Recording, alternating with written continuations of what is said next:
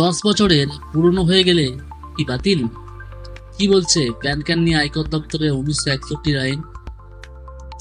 আয়কর রিটার্ন জমা দেওয়ার অন্যতম গুরুত্বপূর্ণ নথি হলো প্যান কার্ড। কত বছর পর্যন্ত এটি ব্যবহার করতে পারেন করদাতারা? এই নিয়ে আমজনতার মধ্যে যথেষ্ট ধোঁয়াশা রয়েছে। ভারতে করদাতাদের অন্যতম গুরুত্বপূর্ণ নথি হলো প্যান কার্ড। এটি ছাড়া আয়কর রিটার্ন জমা করতে পারবেন না কেউ। এটি একটি প্যান কার্ড কত বছর সক্রিয় থাকবে তা নিয়ে অনেকেরই মনে ধোঁয়াশা রয়েছে।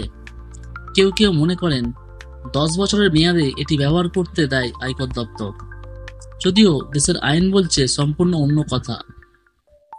প্যান অর্থাৎ পার্মানেন্ট অ্যাকাউন্ট নাম্বার, যা করদাতাদের মধ্যে বিলি করে আয়কর দপ্তর।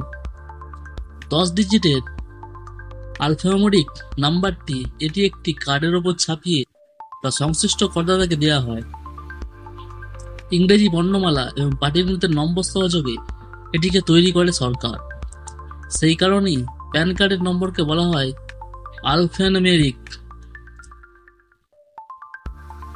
এখনো 1961 সালের আয়কর আইন মেনে প্যান কার্ড বিলি করে চলেছে কেন্দ্র। সেই নিয়মে কোনো ব্যক্তি সারা জীবনে একই বারই প্যান কার্ড পেতে পারেন। কখনো এর নাম্বার বদল বা মেয়াদ উত্তীর্ণ হওয়ার সম্ভাবনা নেই। তবে কাউকে ইচ্ছা করলে তার ব্যক্তিগত তথ্য যেমন বাড়ির ঠিকানা বদল করতে পারেন, কিন্তু তার জন্য প্যান নাম্বারে কোনো বদল করবে না। কোনো ব্যক্তির কাছে একাধিক প্যান কার্ড পাওয়া গেলে তা আইনত দণ্ডনীয়। এর জন্য সর্বোচ্চ জরিমানা হতে পারে 10,000 টাকা। প্যান কার্ডের আবেদন অনলাইনে করার সুবিধাও রয়েছে, ফলে এ দেশের নাগরিকেরা ঘরে বসে এই আবেদন করতে পারেন। কার্ড বহন করার সমস্যা থাকলে এই প্যান কার্ড ব্যবহারের সুবিধাও নিতে পারেন করদাতারা।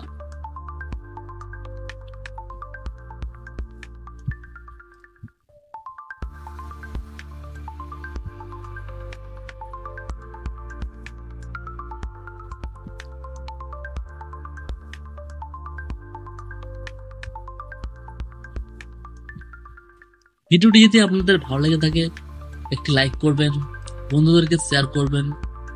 আর এই ধরনের লেটেস্ট নিউজ আপডেট পেতে RS নিউজ বাংলা চ্যানেলকে সাবস্ক্রাইব করে পাশে থাকবেন।